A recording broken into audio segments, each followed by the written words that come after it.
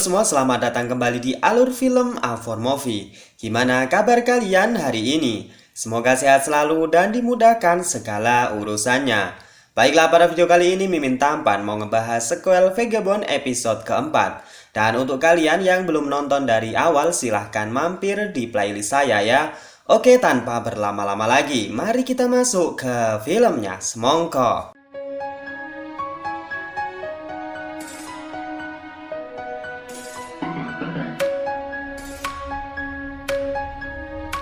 Film dibuka dengan memperlihatkan sebuah pesta aliansi ke-59 bergabungnya negara Amerika dengan Korea Selatan yang dihadiri banyak pejabat dan termasuk Menteri Pertahanan dan Jessica Lee.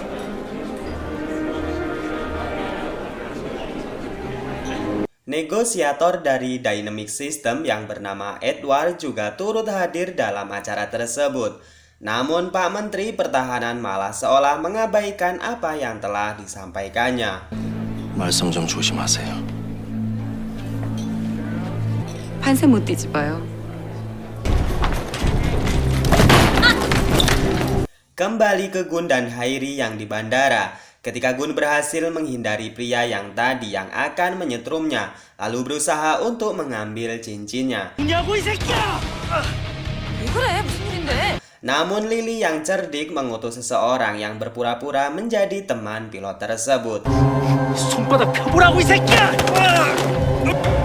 빨리 옷 갈아입으세요. Dan kemudian mereka berdua pulang dengan dijemput oleh Hwasuk. 아 김치찌개, 돼지고기 듬뿍 들어간 걸. Mereka kemudian memutuskan untuk berhenti di sebuah restoran. Dan di sana Hwasuk mengungkapkan keanehan di mana ia tidak bisa mengungkap siapa co-pilot tersebut. Kemudian HP milik Gun berdering yang itu ternyata adalah ibu dari Hun. Di lain meja nampak seseorang yang melihat mengawasi gerak-geriknya. Dan di sini kita diperlihatkan betapa serakahnya ibu Hun karena lebih mementingkan uang kompensasi atas meninggalnya. 달가시죠? Kemudian seseorang yang mengawasinya tadi menemui Gun dan mengatakan bahwa dirinya adalah seorang reporter yang bernama Joe. Dan di sini ia memiliki sebuah catatan tentang petugas bandara, di mana ia pernah mendapat laporan serangan teroris terhadap pesawat tersebut. Namun petugas tersebut sekarang sudah lumpuh dan terkena gagal otak. Lalu Joe mengajak Gun untuk lebih dalam berbicara kasus ini di kafe ujung jalan.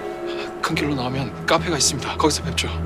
Kemudian Hwasuk menggoda Go-hee dan mengatakan bahwa sepertinya dia menyukai Gun. Namun Go-hee yang jaim membantahnya dengan mengatakan bahwa Gun terlalu sempurna untuknya. 말투, 성격, 태도 다 완벽해.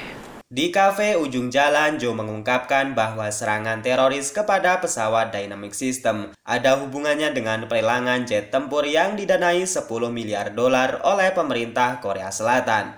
Joe mengatakan bahwa ia akan menemui informan tersebut dan di sini Gun jelas saja ikut dengannya. 저도 같이 가면 안 됩니까? 글쎄요. Go-hee dan Hwasuk rupanya diam-diam mengikuti mereka di dalam mobil.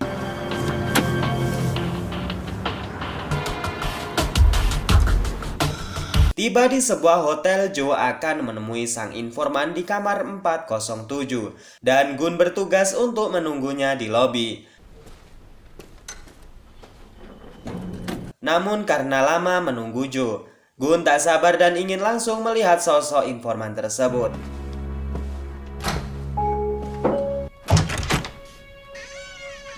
Saat masuk ke dalam kamar, Gun sangat terkejut karena melihat Joe yang sudah terkapar dengan banyak luka di tubuhnya.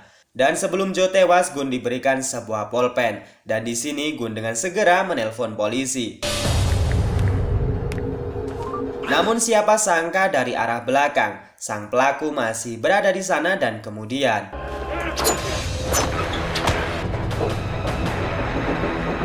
Gun kemudian masuk ke mobil Hwasuk dan meminta untuk mengejar pelaku yang mengendarai motor sport merek Supra. Naasnya Hwasuk yang menyopir tak berani menerjang lampu merah dan akhirnya mereka putar balik ke hotel. 살인 사건이야. 살인 사건? Namun anehnya di kamar 407, terlihat bersih dan tidak ditemukan bercak darah sedikit pun. Ditambah sang polisi menelpon sang reporter yang ternyata pihak kantornya mengatakan bahwa sang reporter sedang berlibur di Selandia Baru. Bahkan CCTV di hotel tersebut tidak merekam jejak orang yang sudah masuk ke kamar itu. CCTV 다 확인해 봤는데요. 이 방에 투숙객 든 적 없습니다. Mereka sangat yakin jika jaringan ini sudah sangat profesional dan sangat luas. Gun teringat dengan pulpen yang diberikan Joe. Rupanya itu adalah sebuah flash disk dan karena tempat ini tidak aman, mereka memutuskan untuk membuka filenya ke rumah Go-hye. 것 같긴 한데 일단 우리 집으로 가지? 그래 그러자. Di lain sisi, keluarga korban jatuhnya pesawat kembali mengenang keluarganya yang sudah tewas. Dan di sini terlihat mereka belum bisa melupakan keluarganya. Begitupun Gun yang hendak masuk ke dalam ruangan membatalkan niatnya untuk bergabung dengan mereka.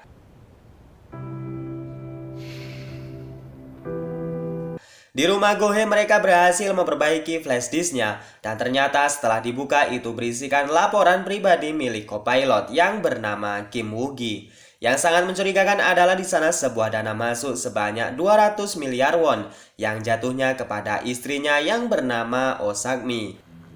거의 50억이야. 보험금 수취는. Mendengar hal itu, Gun kemudian menemui Oh Sang-mi dan memaksa untuk menunjukkan suaminya di mana. 무슨 말씀이세요? 당신 남편 김욱이 살아있잖아. Ia menganggap bahwa Oh Sang-mi hanya berpura-pura sedih agar tidak mencurigakan publik. Namun sang guru judo yang tak menahu soal itu kemudian membanting Gun hingga ia terkapar pingsan. Edward Park dan asistennya kemudian membawa Gun bersamanya. Dan setelah sadar, Gun sekarang berada di dalam mobil yang dikendarai oleh Mickey. 미키라고 합니다. 저 아시죠? Kembali ke keluarga korban, seorang asisten dari Jessica datang dan berencana untuk mengambil kasus ini untuk melawan Dynamic System. Ia berencana menuntut mereka ke pengadilan negara. Ia juga mengatakan bahwa mereka semua tak perlu membayarnya di muka. 하지 마십시오. 일체 비용은 재판이 승소하면 상 차리고 있습니다. Dan terlihat kembali sang assassin Lily dan para anak buah sedang mempersiapkan senjata untuk kembali memburu Gun. 끝나면 보너스나 후하게 주세요. Ketika pertemuan, Edward mengatakan bahwa Jessica Lee sebenarnya ia yang merekrut dalam hal ini. Dan semua kejahatan atau otak dari semua ini adalah dirinya. Go-hye meminta kepada Edward untuk menghubungi temannya di kepolisian Portugal untuk mengungkap kematian Michael, yang sebelumnya telah disimpulkan sebagai kasus bunuh diri. Go-hye dan Gun kemudian diberikan sebuah tempat aman oleh Edward agar mereka bisa mengungkap kasus ini secara safety. Dan Hwa-suk sendiri harus pergi ke kantornya kembali agar tak menuai kecurigaan atas bosnya. Dan siapa sangka rumah aman tersebut sudah diintai oleh anak buah Lily. Dan di kejauhan ruangan Gun juga sedang diintai oleh Lily dan para anak buahnya yang lain. 한때 고객이 될 뻔했는데. Selesai mandi wajib, Gun kemudian menemui Go-hye yang sedang santai di sofa. Go-hye meledek Gun dengan tato di tangannya yang artinya itu adalah dewa perang. Dan di sini Gun berterima kasih kepada Go-hye yang sudah mengingatkan kembali dengan Hun melalui flash disk yang telah diperbaikinya. Kemudian dengan hati-hati Go-hye mulai mencari informasi sebanyak-banyaknya mengenai lelang jet tempur dan siapa sosok Jessica Lee yang dianggap otak dalam semua masalah ini. Scene berpindah di istana presiden di mana ketua oposisi yang bernama Ok datang dan meminta klarifikasi atas menangnya lelang pembelian jet tempur yang jatuh di tangan John Mark. Ia mengatakan bahwa penunjukan tersebut sangat tidak masuk akal dan menyangka ada orang dalam di baliknya. Namun sang menteri pertahanan yang sudah diintimidasi oleh Jessica Lee mengatakan bahwa hal tersebut memang pantas dengan teknologi pesawat tersebut. 비싼 만큼 성능이 우수하기 때문입니다. Namun sang presiden yang melihat foto Jessica Lee sedang bermesraan dengan menteri pertahanan. Kemudian hal tersebutlah yang telah merubah keputusannya. Go-hye kembali bekerja di kantor Badan Intelijen Negara. Di sana ia terlihat grogi saat bertemu dengan inspeksi hingga dapat disimpulkan bahwa ia dan kepala inspeksi dulunya adalah sepasang kekasih yang sudah pupus. Pada malam harinya, Go-hee yang mabuk berat karena galau justru tak terkendali dan bersikap tidak sopan kepada atasannya. Dan ia malah melakukan hal ini kepada kepala inspeksi. Kemudian Go-hee dipanggil oleh atasannya yang bernama Min Jae-sik dan mengatakan jika investigasi kasus ini dihentikan. Go-hee kecewa namun apalah daya, ia tidak punya kekuasaan sama sekali dalam hal tersebut.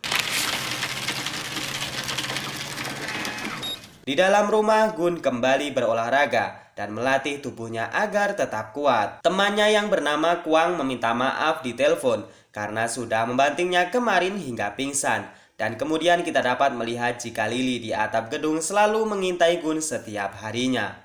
Saat Kwang dan Gun hendak keluar menggunakan mobil, Lily melakukan aksinya dengan meretas sistem sopir otomatis di mobil tersebut. 밟고 있어요.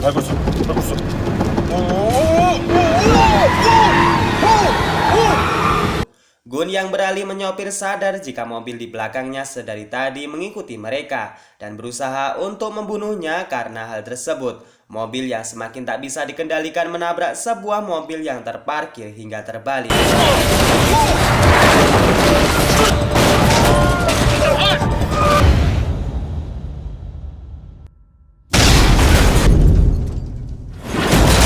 Namun beruntungnya mereka selamat. Dan di sini Kwang menjadi yakin jika apa yang dikatakan Gun selama ini memang benar. Dan ia juga akan membantu Gun menyelesaikan kasus ini. Dan saat mereka akan menderek mobil tak diduga, mereka bertemu dengan Jessica yang baru saja keluar dari kantor. Dan kemudian film pun bersambung di episode kelima.